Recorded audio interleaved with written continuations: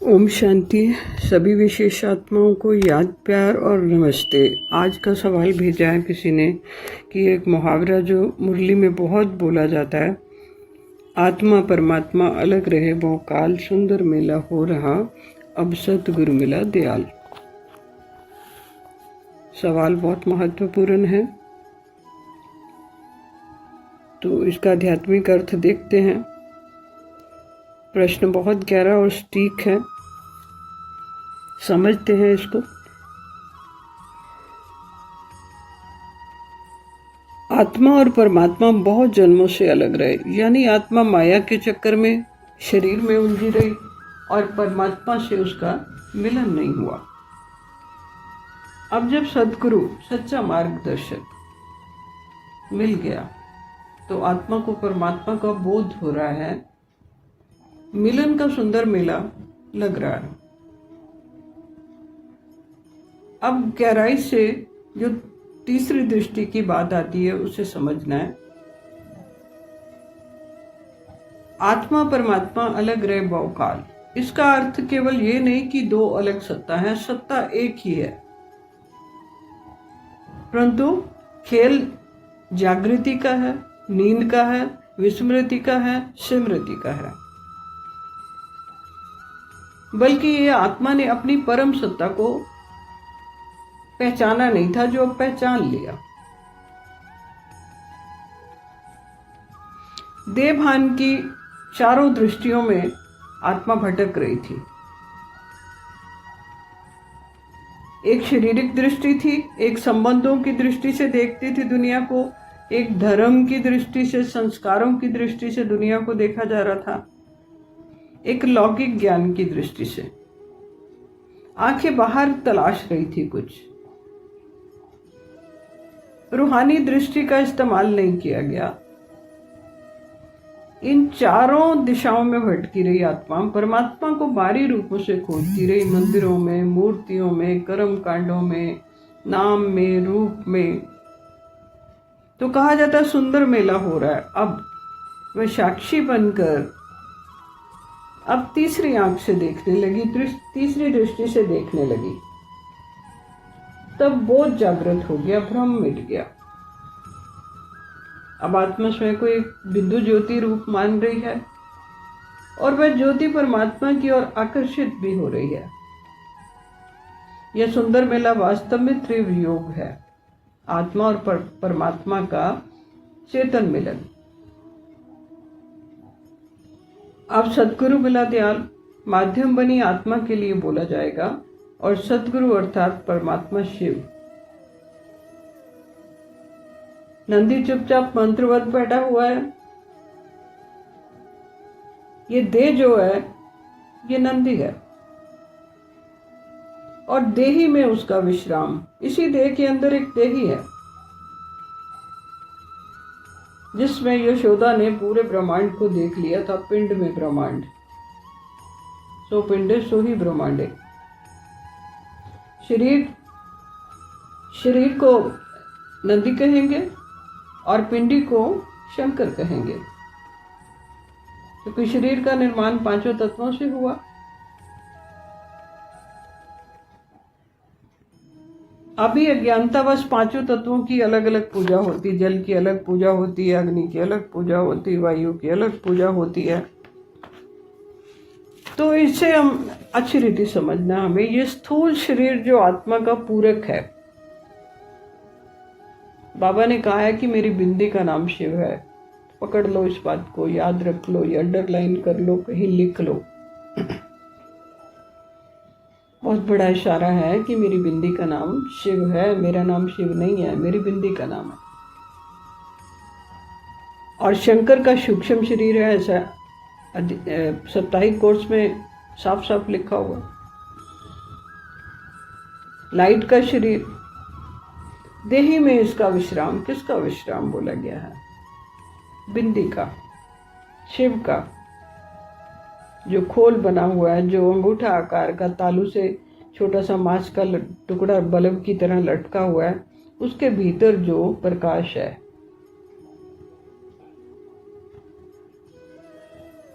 जिससे थूक अमोद वीर्या रस टपकता ही रहता है और जीभ गीली ही रहती है। इसके भीतर बिंदी रूप में जो वाणी रूपी प्रकाश निकलता है, इसे कहा है मेरी बिंदी का नाम शिव है। पिंड में पूरा ब्रह्मांड का नायक छुपा बैठा है और सब में वही है, वही कर रहा है, एक ही है, एक ही स्वरूप है। जैसे आपका बाहरी स्वरूप सबका एक है, आंखें, नाक, कान, किडनी, लीवर, हार्ट सबके बराबर है। उसी तरह बिंदी का आकार भी, डॉट का आकार भी बराबर है। तो करण करावन हार आपे ही पूज्य बनता है, आपे ही पुजारी बनता है, आपे ही लीला रचाता है, आपे ही कृष्ण बनता है, आपे ही राम बनता है। अनेकों रूपों में एक की छवि नजर आती है। तो निष्कर्ष ये है कि ये मुहावरा जो है वो पूरी तरह से तीसरी दृष्टि का उद्घोष है, जिसमें ब्रह्मा मुख से आत्मा को बताया जा रहा है। आत्मा जब देह से हटी, परमात्मा से जुड़ गई, यही सुंदर मेला है। बहुत काल से दूरी बनी हुई थी, केवल दृष्टि की भूल थी, नींद में थी, बेहोशी की हालत में थी, कुंभकर्ण की नींद थी, जो सिर्फ खाना बनने पे ही उठती है। खाना खाता था सिर्फ कुंभकर्ण, और वो भी अनेक प्रकार के भोजन। तो यहाँ भी अगर हम भोजन कहेंगे तो आत्मा का भोजन कौन सा? ज्ञान। उसे भी वैरायटी चाहिए। अगर एक भोजन रोज रोज सुनाते रहोगे, खिलाते रहोगे, तो आत्मा संतुष्ट नहीं होती, हलचल में रहती है। तो सतगुरु ने दृष्टि बदली, मिलन सफल हुआ। जो बाहर ढूंढा वो भीतर बैठा है। तीसरी दृष्टि का जो पर्दा था वो हट गया। जब पर्दा हटा तो मैं ही दिखाई दिया। इसी के लिए कहा गया है, गुरु गोविंद दोनों खड़े, काके लागू पांव, बलिहारी गुरु अपने, गोविंद देव मिलाए। किसके बलिहारी जाना है? सदगुरु मां के बलिहारी जाना है, कि गोविंद का पता बता दिया। जन्म जन्म से भटक रहे थे, अभी 90 साल से ये भटकन चल रही है कि गीता का भगवान कौन, गीतापति भगवान कौन। तो भगवान कहते हैं कि मैं आत्मा सदा साथ थी, आदि सच जुगा सच है भी सच, नानक होशी भी सच। अलग कभी हुए ही नहीं हम, बस अज्ञान का, अहंकार का पर्दा आंखों पर चढ़ा हुआ था, तो सदगुरु उतार देती है। जैसे हम घर की साफ सफाई करते हैं और अगर खिड़कियों पे शीशे लगे हैं और उस पर मिट्टी जमी हुई है और बाहर का सब धुंधला दिखाई देता है, और जैसे हम कपड़े से मिट्टी को साफ करते हैं तो बाहर का नज़ारा भी हमें साफ सुथरा नजर आने लग जाता है। इसे कहेंगे डस्टिंग हो जाती है। तो अब आप अपने स्वरूप के साक्षी हो गए हो।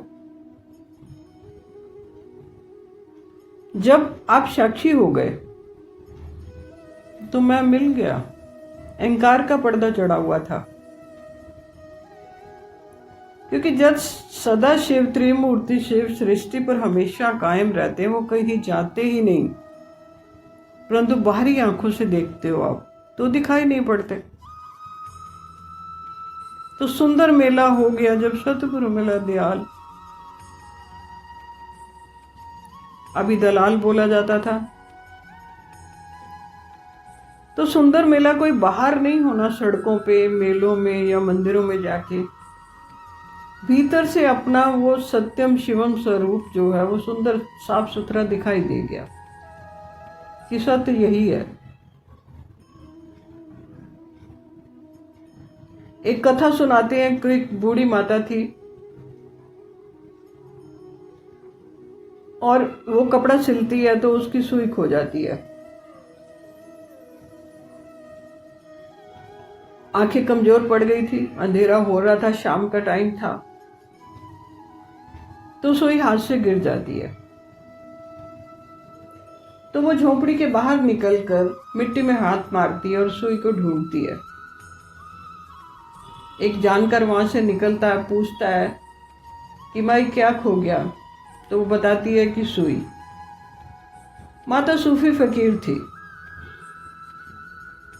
तो वह व्यक्ति पूछता है कि कहाँ खोई, कहाँ पे बैठ के तुम काम कर रही थी? तो वो माता कहती कि झोपड़ी के भीतर कर रही थी मैं काम।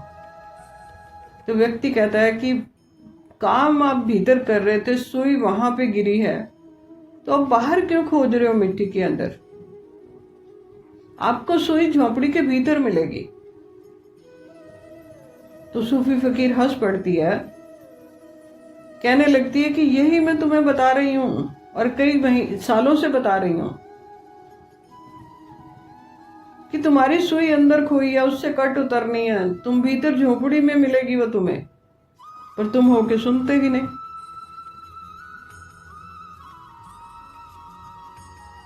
तो तेरे भीतर ही प्रकट होगा जो भी होगा।